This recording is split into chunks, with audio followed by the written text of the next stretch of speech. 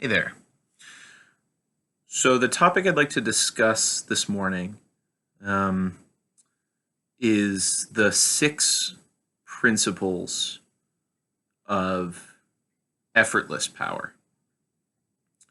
Um, I use the number six um, not because there's any real doctrine out there for it, um, but because I am taking this practice directly from a book that was very important to my teacher. He highly recommended it uh, during my internal practice, but this book came into my life probably about 15 years ago, maybe closer to 20 years ago. A book called The Principles of Effortless Power. It's a pretty self-important text. It's definitely writing from a different time, and it's very subjectively oriented about one man's kind of path toward progress and mastery. There's a lot of useful wisdom in there for people who are interested in training either internal or external martial arts, but there's also a lot of ego presented there. So that's a text worth exploring on your own. I highly recommend it. I'll be presenting distillations of aspects of that text through videos for y'all, as well as for myself, because I think there's a lot of benefit to continuing to kind of recapitulate the things we learn. So, all of that context stated, six principles, five presented by this gentleman in the book, Principles of Effortless Power, one presented by a very kind little old lady in a class that I helped teach once with my teacher who I was apprenticing under at the time. And she came up to us after a Qigong class and said, I've been really appreciating you introducing those five principles, but I feel like something's missing. And my teacher and I kind of looked at each other and then looked at her, and I was very excited. And she gave us the sixth principle. So I always remember that story kind of as a personal anecdote, but I try to use it often to remind us all that the universe around us is our greatest teacher, right? So these are principles to be internalized, not imposed externally. I'm gonna try to always present principles in a way which allows us to welcome them into us, as opposed to making us feel righteous in our imposition externally of these principles. So always for internal practice rather than external admonishment. So, without any further ado, the six principles as I understand them are presented as such. 1, calm. 2, relaxed. 3, centered. 4, grounded. 5, this one's a little weird, whole and total. And 6, also a little weird, alive and lively. Really basic. The first level of analysis I'll kind of go through is give us some kind of common definitions of these words. Calm. C-A-L-M. Calm. To me, I like to remind myself when I think about the principle of calm is that this is essentially a state of mind, a calm mind. In internal practice, especially in the Chinese internal systems, there's this concept of yi, Y-I. Yi is our mind. It is made up of two constituencies, the guardian mind and the dreaming mind, but I think yi is mind in a way that we can maybe usefully understand it. In this discussion, we can go into a lot of nuance around Chinese language. A lot of stuff there, I would humbly say, not going to get into a huge linguistics expertise conversation, but this idea of calm mind, calm intention. This allows for observation. This allows for me to see clearly, unclouded by emotionality, unclouded by hysterics, unclouded by anxiety, unclouded by need to control. These are calm qualities in my mind when I think about calm. Relaxed, to me, it is a physical calm. A relaxed body is not loose, it's not tight, it's not tense, it's relaxed. My calmness of mind leads to relaxed muscle state, not flaccid, not tense, but also not, not concerned, not trying to act, not waiting for the opportunity to act. Present, relaxed, settling into the movement, the moment, whatever it is, we're settling ourselves in. We're relaxed.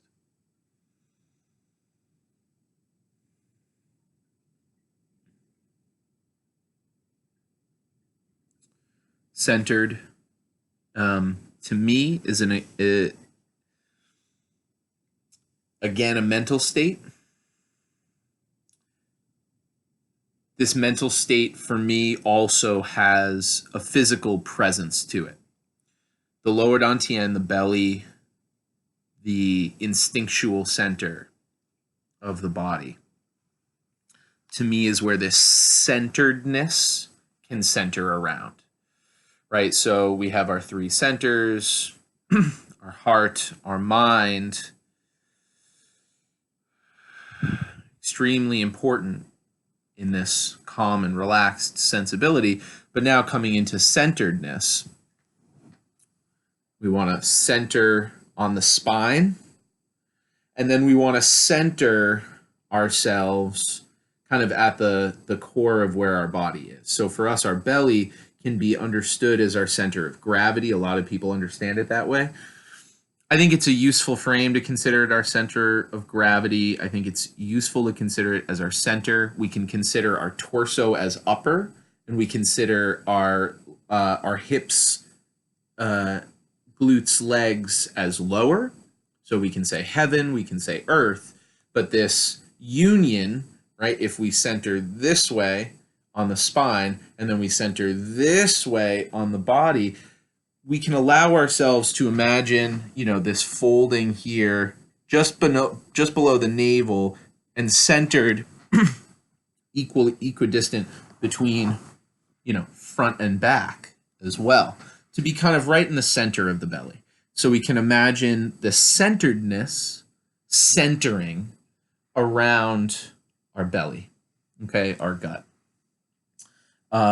All of our initial internal breath work is oriented around breathing naturally into the belly to promote either an activation of the sympathetic nervous system for those of us maybe more interested in a fire path. Fire has its own healing qualities. And activation of the parasympathetic nervous system in our water path, the healing capacity of the parasympathetic nervous system to rest and digest, the activated fire wisdom of hard or power qigong, fire qigong, to activate our fight and flight sympathetic nervous system. So that's that centering. All of our breath, though, coming into our belly, especially at these early phases of practice. Grounded, because our awareness is now centered, grounded is becoming aware of our relationship to ground. We can also understand this as that same, maybe like the physical quality, where I said calm, mental, relaxed, physical, centered, centered, and then grounded, right? So how is my center grounded to the earth? How is my centered awareness or mental state going to allow me to feel grounded as a physical state? So I'm rooted or I'm grounded. I prefer to think about it as a rooting, or the ground of a electrical ground. There's some useful connotations for us in the spiritual aspects as well as the physical aspects of internal practice to remember this idea of grounding out electricity as well as the rooting of a tree, and that idea of the holding our place as connected to earth and heaven at once.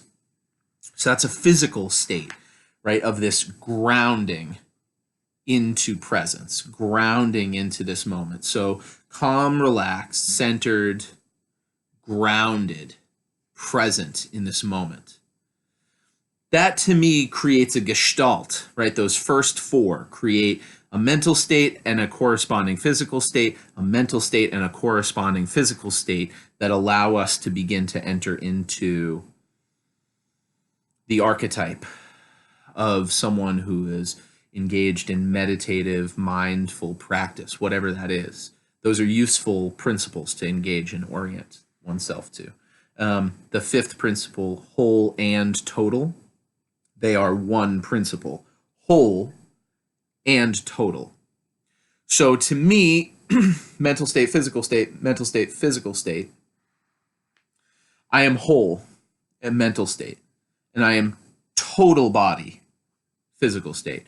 Right, so my mental sense of wholeness and my physical sense of wholeness, ideally for me, are present at all times in this principle. Right. So in the previous four, we said mental, physical, mental, physical. Now we're saying mental, physical.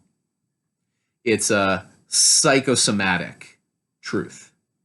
Right? We were saying psychosoma, psychosomatic.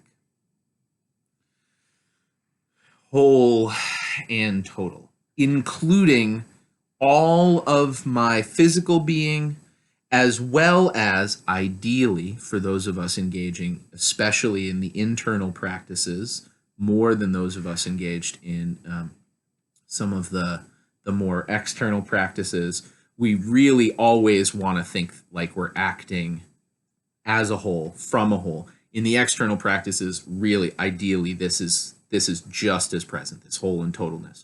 But the wholeness, for me, is a hallmark of the water path.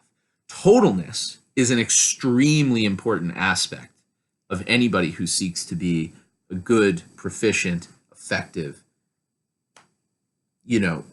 purveyor of violence, unfortunately, or purveyor of healing, or purveyor of any other art, craft, skill. We must have an awareness of our whole form, our total form. So, whole and total, one principle. Very important as an underlying awareness for our practice. And then alive and lively. I am alive. Hopefully, for me, the mental state of alive and lively is, again, two processes, psychosomatic, merged.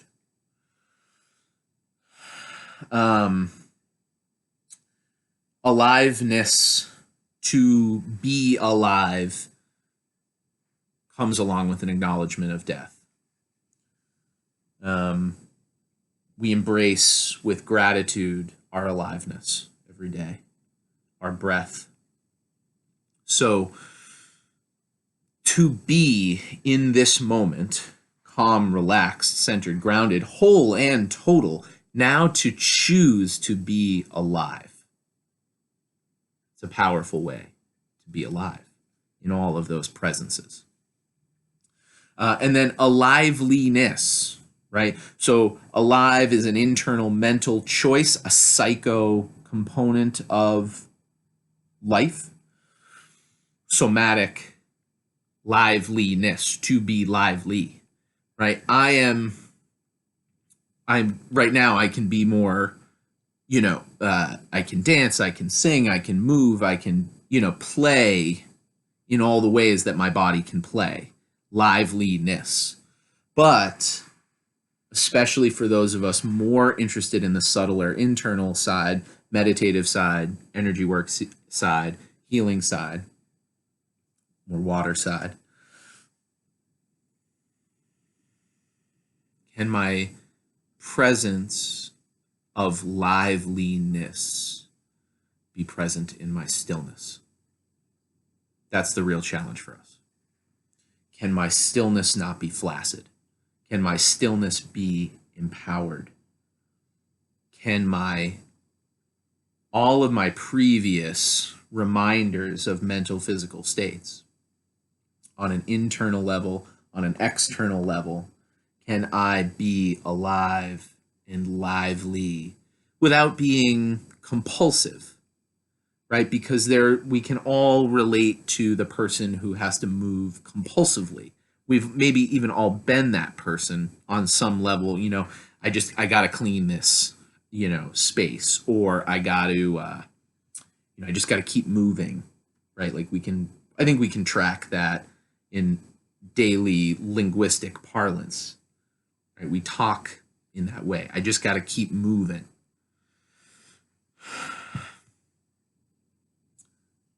Can we have the same vitality without the compulsive need from outside, right? So that to me is like really where the lines get drawn, is not on an external level, because 50 of us could all be doing the same thing, but half of us could be doing it because we're terrified of the silence that might otherwise be imposed on us, and 25 of us might be pumped to be doing the thing. The reality is maybe 25 of us should be doing the thing, and 25 of us should be allowing themselves to rest rather than move, right? So that alive and liveliness is in my whole and total awareness. Can I choose to be alive and embrace that choice to be alive means that I have to relate to myself, and presence, liveliness in whatever it is I choose to do? Can I sleep to promote liveliness, right? Can I rest to promote liveliness? Can I move to promote liveliness? Whatever that is for you is going to be essential discerning, listening practice, right? Am I calm, or am I thinking I want to be calm? Am I relaxed, or am I just telling myself to relax? Am I centered, or am I wishing that I was pulling myself closer to my center rather than being pulled towards somebody else's center? Am I grounded with a connection to earth and heaven, constantly connected above and below, grounding the bioelectric system of the heart, right? Grounding everything. Whole and total, am I really embracing not only my whole body, but my whole being, all the aspects of my personality, all the aspects of my relationships, all the aspects of the choices that I have made to arrive at this present moment, in all the gratitude that implies. Alive and liveliness, the same. But can I consciously, embodying the principle that, we all know all is left at the altar, can I say, I know that to love and be in love with my life requires me to choose to be alive. So can I embody that aliveness with my actions, with my words, with my thoughts? And can I further then embody liveliness with the same, but in this ineffability, this internal, external, psychosomatic merging of principles. So principles of effortless power, meant to have some power to it, right? You're not supposed to be weak. You're not supposed to be placid, right? Maybe still, maybe not moving, but not weak, right? None of these principles say what you should be doing or shouldn't be doing. They're principles at their baseline. They're principles at their core, which are meant to be practiced, not learned.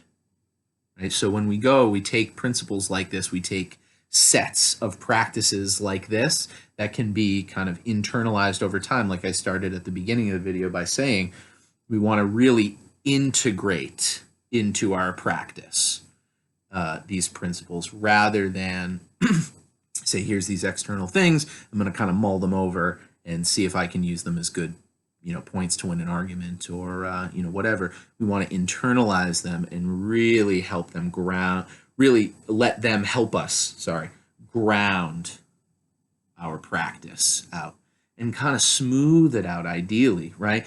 Bring together all the centers in this way. I think when we're using these 6 principles, we're really integrating all of our centers. We're really integrating our core being. This kind of constantly triangulating the most important thing. Physiologically, the most important thing, just to restate, your spine. Your spine, your spine, your spine. We're being brought always through these principles into an awareness of our total spine. You can lose limbs, right? You can't lose a spine. So we gotta always remember that these practices should bring us into deeper awareness of what is real, not pull us further away from what is real, right? These are meant to remind us of essential components of our practice. So thanks so much. Enjoy. Please let me know what you think of these 6 principles with, the one we added or had added for us. Totally interested. Anybody has read the book, totally interested. People's thoughts, there's a whole discipleship program based on the gentleman who wrote this book, Principles of Effortless Power. There's a lot of stuff out there. Totally interested in people with their own experiences of it.